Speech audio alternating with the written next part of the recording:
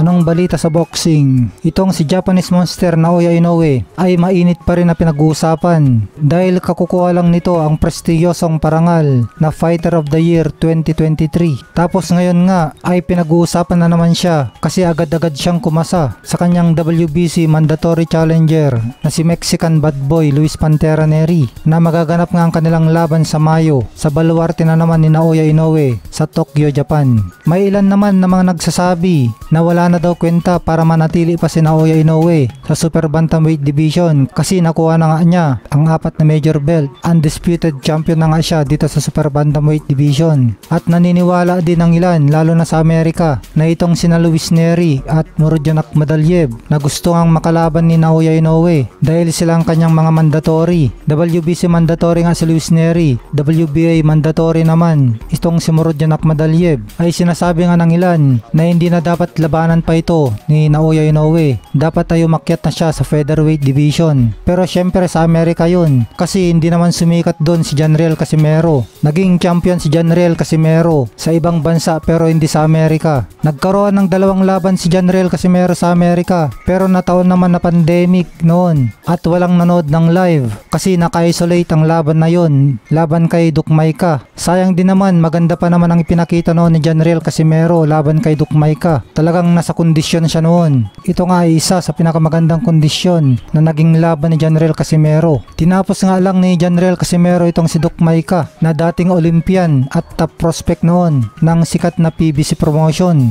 Yun nga, sinira ni Janriel Casimero itong future ng top prospect na si Dukmaika. Tinapos lang niya sa 3 round. At yung isa pang laban ni Janriel Casimero sa Amerika ay kontra kay Guillermo Rigondo na hindi nasiyahan ng mga Amerikano sa laban na yon. Kasi nga naging boring ang kanilang laban dahil tumakbo ng tumakbo itong si Rigondo. Nung natamaan siya sa unang parte ng laban nila at nasaktan at naramdaman ang lakas ni Casimero ay tumakbo-takbo na ito sa kabuuan ng laban. Ito na sana ang pagkakataon ni Casimero para magpasikat sa Amerikano. Kaso yun nga, maling kalaban ang nakalaban niya. Mahirap nga naman patamaan ang iwas ng iwas at takbo ng takbo. Kaya tuloy tumatak sa mga Amerikano ang pangit na laban na ito ni Casimero. Kaya hanggang ngayon, hindi pa rin binabanggit si Casimero para ipang tapat sana kay Naoya Inoue. Kasi nga hindi ito sikat sa kanila. Pero syempre, para sa atin na nakakakilala kay Janriel Casimero at ibang bansa na nakakilala sa kanya, katulad ng United Kingdom, ay kilala natin itong si Casimero na talagang mabagsik ang kamao. At tingin nga natin na siya lang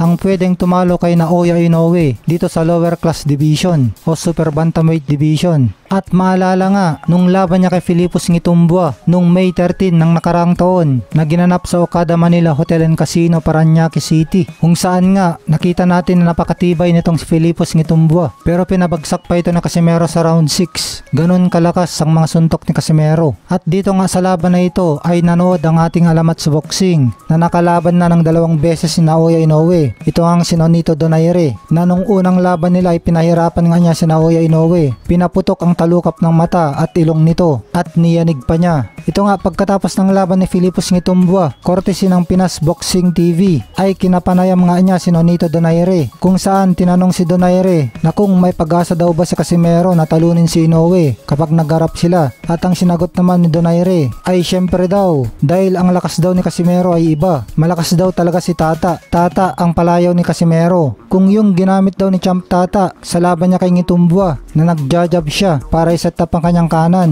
ay napakadelikadong kalaban daw itong si Champ Tata. Dahil daw sa lakas ni Champ Tata, kapag nakapatama kay Inoue ay siguradong mananalo siya. Pero kailangan daw ni Janriel Casimero na mas kondisyon pa siya kaysa dito sa kondisyon niya sa laban niya kay Ngitumbua kapag kinalaban na nga niya si Naoya Inoue. Dito daw kasi sa laban ni Casimero kay Ngitumbua ay tingin daw ni Donaire na medyo napagod ito kasi nga daw suntok siya ng suntok sa laban na ito. At kung mag-jab-jab lang daw itong si Casimero at iset up ang kanyang kanan ay tingin ni Donaire na mahirap siyang talunin kahit sino pa man. Samantala, dahil nga natalo ang pambato ng MP Promotions na ating kababayan Marlon the Nightmare Tapales kay Naoya the Monster Inoue, at kung saan nga dahil dito nawalan na tayo ng world champion sa kasalukuyan, ay muli na namang kinall out ni MP Promotions President Sean Gibbons itong si Janriel Casimero na bumalik na nga sa kanya maski pa prinomote ni Sean Gibbons at Manny Pacquiao itong sunod na mga kalaban ni Naoya Inoue na si Luis Pantera Nery. Natuturuan nga daw ni Manny Pacquiao itong si Luis Pantera Nery para talunin talunin si Naoya Inoue kasi alam daw ni Manny Pacquiao kung paano talunin ng isang kaliwete na katulad ni Luis Nery itong si Naoya Inoue. Sabi nga ni Manny Pacquiao, madali lang daw talunin ng isang kaliwete ang right-handed guy,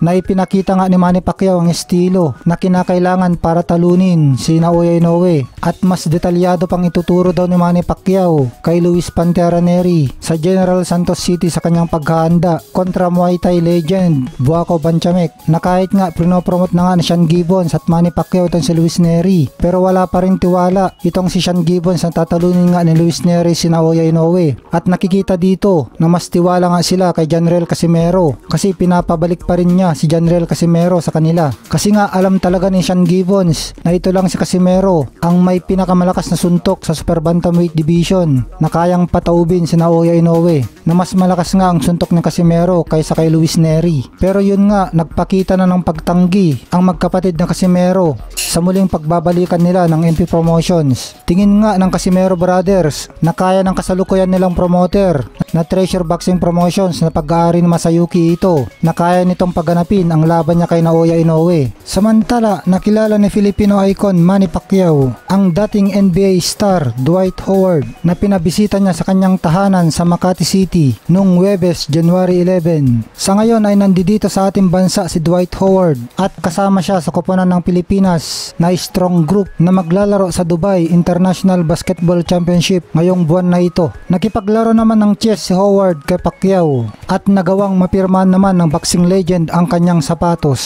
Ang 3-time NBA Defensive Player of the Year at 8-time All-Star na may alias na Superman noong kanyang NBA prime ay hinamon pa si Pacquiao sa isang 3-point contest. Nagtanong pa siya sa mga tao kung kanina sila pupusta, siya ba o kay Manny Pacquiao sa isang 3-point contest. Sa tingin daw ba natin ay matatalo siya ni Manny Pacquiao? Sinabi ni Howard ito sa isang video na naipost sa Instagram. Samantala, pag-usapan naman natin tong article ni Attorney Ed Tolentino dito sa The Manila Times. Tungkol ito kina Luis Nery, Naoya Inoue at Janriel Casimero. Naayon nga kay Attorney Ed Tolentino na itong si Janriel Casimero ay naniniwala na tanging siya lang ang pwedeng tumalo sa Japanese superstar Naoya the Monster Inoue. At dahil dyan, dapat daw ay siya na ang susunod na lalaban para sa undisputed junior featherweight 122 pounds champion. Kaso lang, no choice itong si Casimero kundi maghintay muna kasi mauuna nga itong si Mexican puncher Luis Nery. Naunahan nga ni Luis Nery itong si Casimero sa Inoue sweepstakes dahil naranggo ito bilang number 1 ng WBC dito nga sa 122 pound weight class. Tinalo nga nitong si Naoya Inoue ang ating kababayan Marlon Tapales noong December 26 para i-unify lahat ng 4 na major crowns sa junior featherweight division. Ito nga yung WBA, WBO, WBC at IBF. Bilang undisputed champion,